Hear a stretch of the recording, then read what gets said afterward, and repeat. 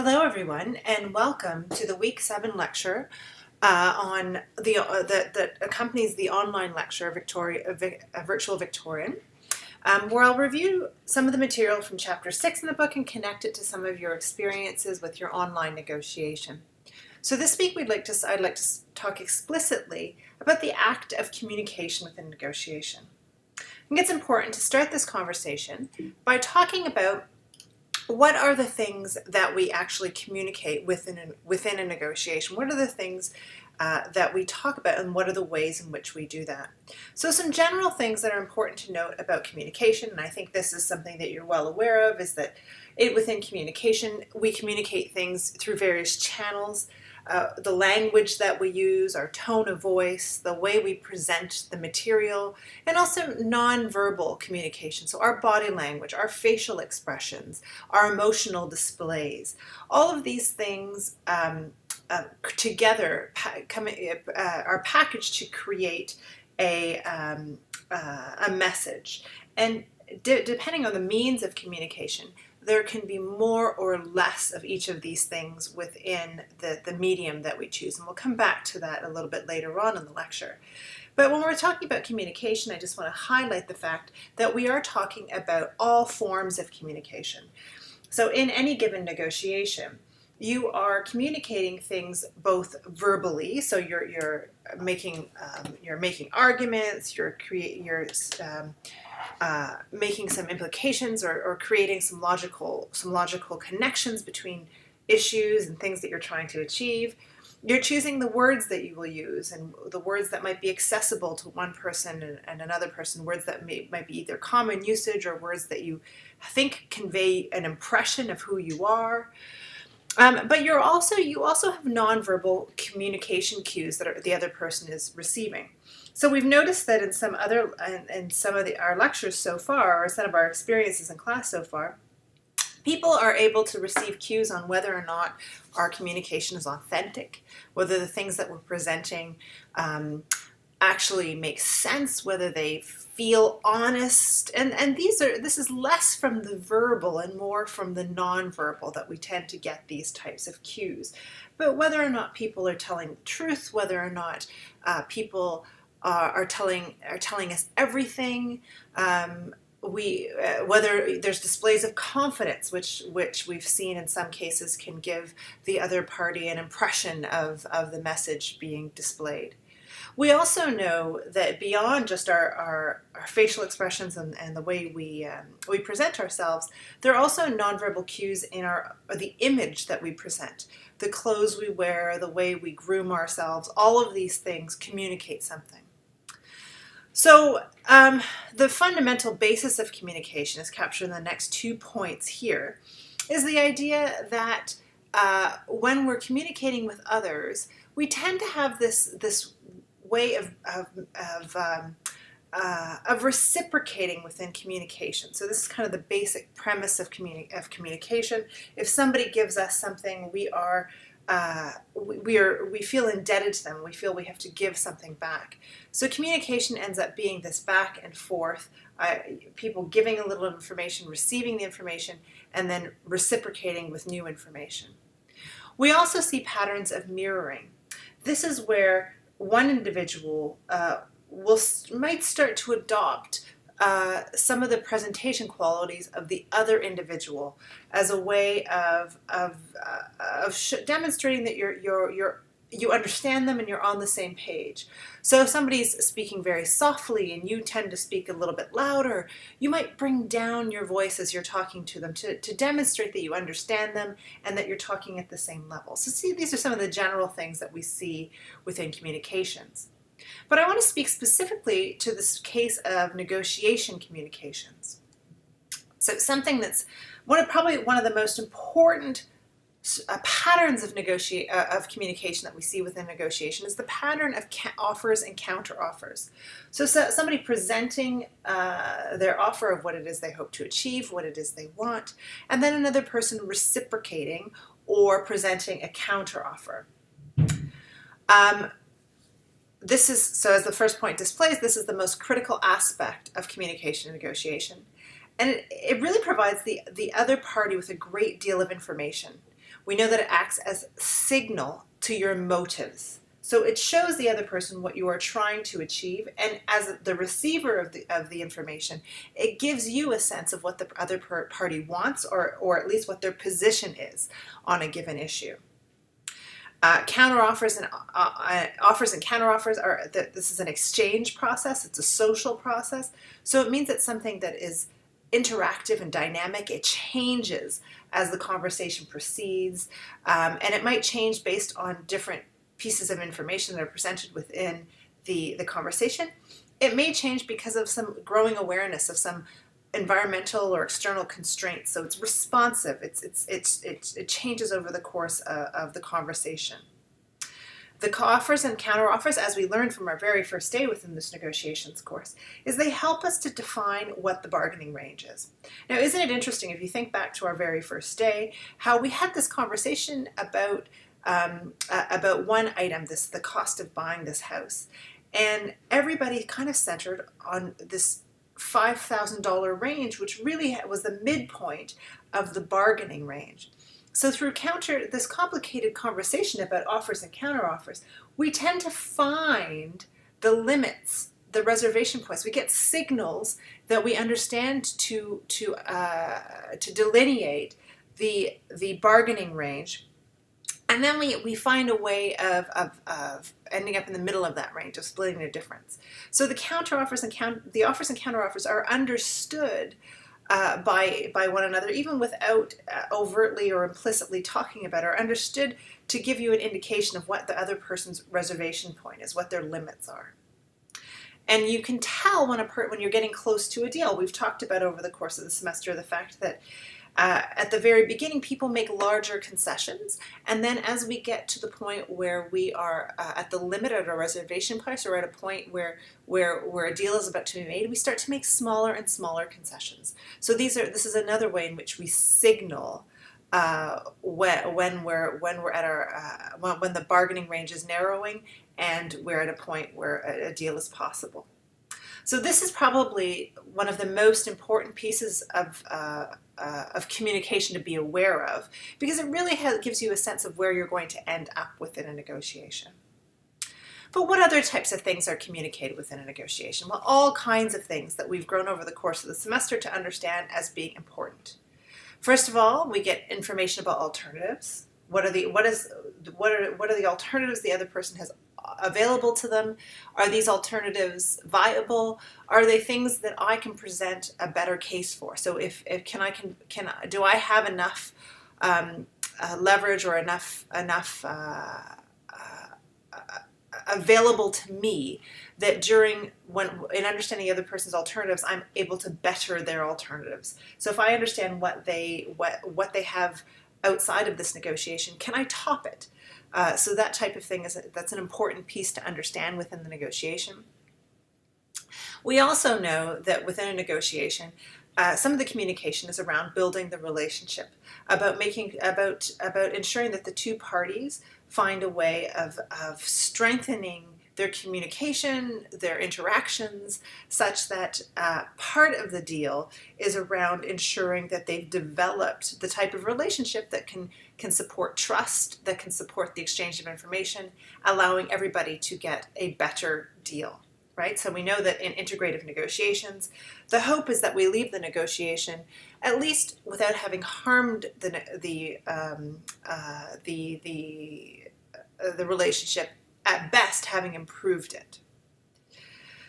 We also see process interventions within a negotiation. So I've offered that over the course of the semester that there are moments when it's really appropriate to offer a process intervention. And this is simply a time where if you feel that the negotiation could use some assistance, not at the level of the arguments and understanding each other's viewpoints, but at the level of how we are actually negotiating, it can be important to step back and to offer a process intervention. So to communicate something about a way forward. So to step back and say something akin to, I think it's become very heated. If we were to take 5 minutes and really think through our possibilities here, perhaps we could come back to the negotiation and be able to start anew or start fresh or come up with some novel ideas. So this is a process intervention. So to focus down or drill down a little bit into the aspects of communication, here is what you have at hand or have available to you in order to improve your communication strategies or improve how you're communicating within a negotiation. First of all, there's the language that you use. The language provides signals or cues to your counterpart about all kinds of things, about who you are, about how seriously you're taking the negotiation, about your level of honesty, about your straightforwardness.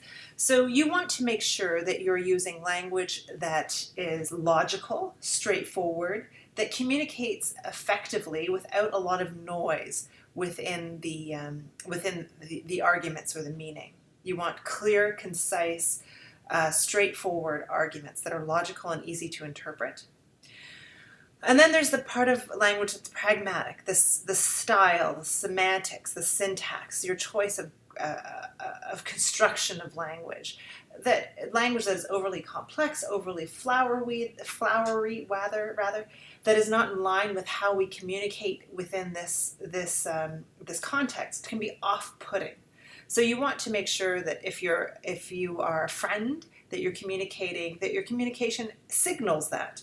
If you are meeting for the first time and perhaps you need to signal some respect, that the way you communicate signals that. At the same time, you want to be clear on your nonverbal communication cues. So we actually, and this is very much a North American idea, we value eye contact a great deal. We often actually we interpret lack of eye contact as being dishonest or shady. So it can be quite important to ensure that you're maintaining enough eye contact to demonstrate that that you're communicating clearly, that you're honest, but not so much eye contact that it becomes uncomfortable, because we also know that can be quite uncomfortable. Other nonverbal cues that are important are physical cues. So you being at a very similar level to the individual. You don't want to be higher or sitting in a comfier chair. So there are some social psyche experiments actually where they try and manipulate power within a negotiation. And one of the interesting ways of manipulating power is by putting one individual in an office chair on wheels with arms, and then another individual in a typical four-legged chair. And the person in the office chair immediately has a little bit more power within that context. So you want to make sure that if you're looking for integrative problem-solving solutions, that you're equalizing the nonverbal cues within the environment. You want to make sure that you're demonstrating that you're listening. So lean in, demonstrate that you're with the person, that you're not distracted by other things. Listen actively and show it. So these are some aspects of effective communication. Now, earlier on, I had mentioned that depending on the medium you choose, it could be that you end up with different cues available to you, different types of communication strategies available to you. There's a theory called media richness theory, which lets us know that depending on a very simple idea, actually, depending on the type of communication you use, you will have different levels of richness available to you within your communication. This starts off from a letter, which is a very abstracted type of communication, where all you have is the written word. You have no other types of cues available to you. So you have to remember that everything you're trying to convey has to be conveyed within the logic and the sequence and your choice of words, all the way up to face-to-face, which has all of the cues we've been talking about in terms of the nonverbal cues, the body motion, the eye contact, all of these things. And Skype and telephone, and there are these things in the middle that allow us varying levels of social cues. So depending on the cue, the type of media you're using, you'll have there's a variance in your social presence, the amount of the social self that is present during the negotiations. And there are mixed results for these types of media. So typically you've been negotiating face-to-face, and what face-to-face negotiations allow you to do is to build relationships, to build rapport very quickly, versus this last negotiation where you negotiated entirely online, in most cases not knowing who you were negotiating with in terms of being able to put a face to the name. And in these types of cases, we actually see that people end up with more balanced deals, meaning that they are able to come to very good resolutions, where some of the muck that relationships can interfere with, some of these giving up on value because you feel sympathetic to the other person, like these types of things come out of the way or get out of the way. So we see more balance, not necessarily more integrative, but more balanced deals. So within your email negotiation, you're on one extreme of the media richness continuum, and we can expect more balanced deals within this negotiation. Some of the pros and cons of this type of negotiation, as you articulated quite clearly in class, the pros are that you have time to edit. You have time to go back, read things over, reconsider it, understand the points really clearly, think about them, consider them. It's also easier to resist pressure. So while somebody might present a solution, a deal, a proposal, an idea, you do not have to agree to it. You can take your time, consider it, figure out whether or not this really meets your needs, and respond at some later time. It's also much easier to manage your emotions. This idea of taking a break, walking away, is much more available to you in an email negotiation because it's asynchronous and you do have the time to cool down. Some of the cons is, and you found this quite clearly, it requires a great deal more time and effort. You have a circumstance where because you have to reconsider and you have to construct your arguments logically, you can't just state your argument and then visually check in with the person to see whether or not they've understood it, or say it 2 or 3 times within the same conversation. You have one chance via email before you are at risk for being misunderstood. So there's this real need to make sure that you are clearly communicating and writing everything that you're intending. And it's also difficult to build rapport. So the converse of being able to resist pressure and manage emotions is that it's also very difficult to build relationship. And we know that is a relationship is a key facilitator of deal making. So this difficulty in building rapport can really interfere with your ability to negotiate over the long term. There's also a challenge in checking understanding. And I'm sure you've all had this experience where, and maybe you did within these negotiations, where you type something online and very quickly recognize that there is a misunderstanding in the in how the other person received what you attempted to communicate. And then it requires 2 or 3 emails to correct this. And I'm sure there's often a temptation to say, can't we just pick up the phone and clear this up, because I feel that we've gotten off the rails here, right? So that is certainly a con of the email negotiation. So how do you improve communication within email negotiations? Well, you can start by setting procedural guidelines, by before you, and I've said this a few times in the course, before you actually jump into the negotiation itself, spend some time talking about how will we conduct this negotiation? What are the ways in which we will present offers? What are the guidelines for conducting ourselves? The next is that make sure that you maintain a transcript. So when you reply, always reply keeping the thread alive. Do not start a new email thread. Keep the old thread available so that you always have a chance to refer to it, and that you can, in your email, tell people to, as indicated below, right? They can check back to some of the earlier points that you raised. So maintaining a transcript can help to improve communication. And you can express emotions clearly. So in negotiations, in face-to-face negotiations rather, you take for granted that people will understand your emotions because they're observing them. But on email, you might want to use words that cue people to understand what the types of emotions that you're experiencing. I was disappointed to hear, or conversely, I was quite pleased to know. So these types of indicators can help people understand how you're feeling about different aspects of the negotiation.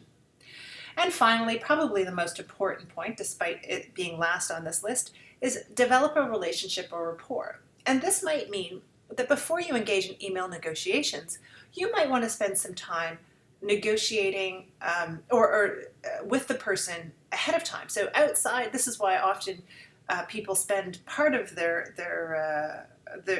time with their business partners, going out for meals or going out for a coffee, or doing other things. Even if we're not making a deal at this particular moment in time, we have nothing in particular to negotiate. If I'm in town, it might be useful for us to get together, to meet, to talk, so that when it comes time for a deal, I know who I'm talking to. I know how to talk to you, and we know how to communicate more effectively. All right, so that is your lecture, audio video lecture on online communications that references the virtual Victorian deal that you conducted in class. We also went over a case study of a negotiation in class that you can reflect on in order to understand some of the elements of negotiations and communications. Finally, I'll ask that you read Chapter 6 in order to support your learning for this section of the course. Thank you very much, and I look forward to seeing you in class. Take care.